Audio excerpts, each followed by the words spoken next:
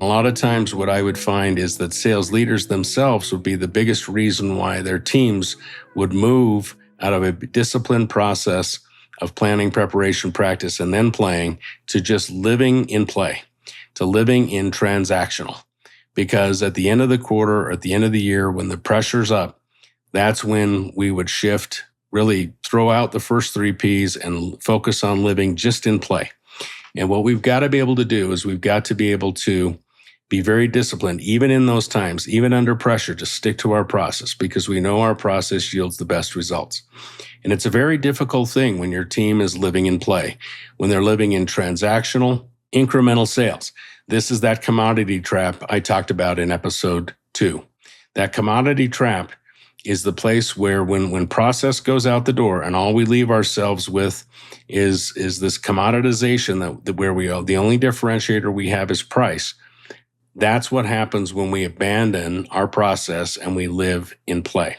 And so what we've got to do as an organization is we've got to make that discipline shift back from living in transactional, living in play, living in small incremental deals to make a strategic shift back to planning, preparation, and practice before we play.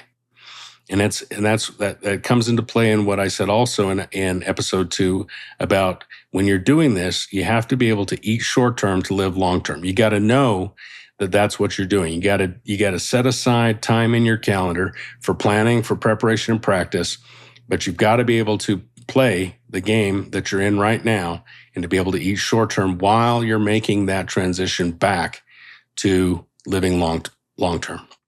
When we do this, when we make that shift back, one of the things that is so key to understand is that at first it's going to feel a little bit uncomfortable. It's going to feel like we're spending a lot of time in planning and preparation because right now we're used to living in play. And so we have to recognize that it's going to feel a little awkward at first, but if we do it and we do it with discipline, we'll develop that new sales muscle memory. And it will begin to feel very natural for us to live in a very process-driven environment. And so we want to be able to do that.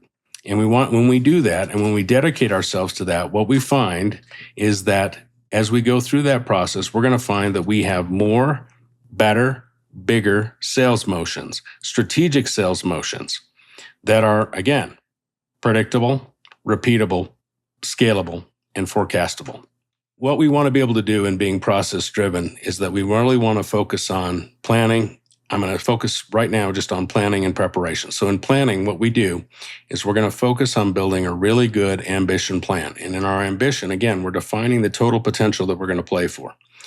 And then as part of our planning, we're going to then build those detailed account or territory plans that we need in order to understand and be able to go drive that ambition to pursue that ambitious outcome that we've set. We got to anchor our strategy in that go big ambition, and then we got to look at who are the executives we need to map to inside of the organization to be able to achieve those strategies.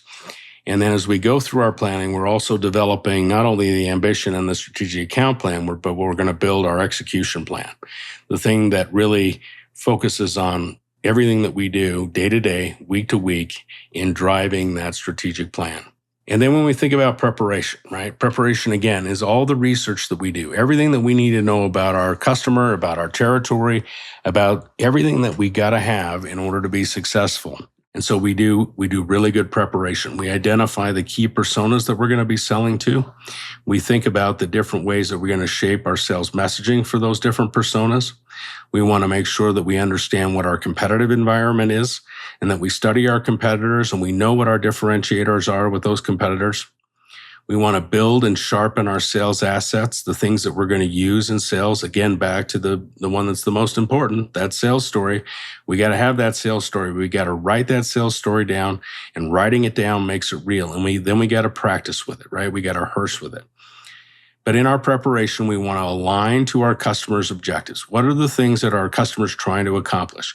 What are the things that they need to do for their business in order for them to grow and to be successful? And how can we align our solutions to helping them achieve what they're trying to accomplish?